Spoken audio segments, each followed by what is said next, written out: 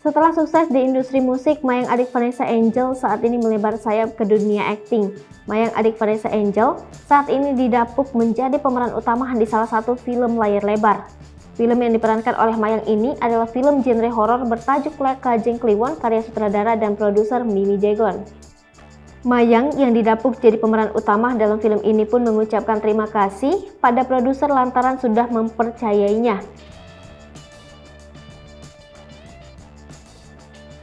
Menjadi pemeran utama dalam film bertajuk horor, Mayang mengaku bahwa dirinya tidak menjadikan hal tersebut sebagai beban. Mayang menyebut bahwa perannya ini sebagai bentuk penyaluran bakatnya selain bernyanyi. Ia pun memohon doa agar nantinya dapat menampilkan yang terbaik sebagai pemeran utama. Berperan sebagai pemeran utama membuat Mayang pun harus belajar ekstra untuk berakting.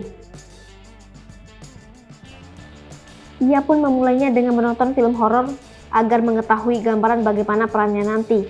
Sementara itu, saat ditanya apakah bermain film ini sebagai bentuk persaingannya dengan Fuji, Mayang tidak ingin menanggapi hal tersebut. Mayang memastikan dalam berkarir, ia tidak pernah merasa melakukan kompetisi dengan siapapun.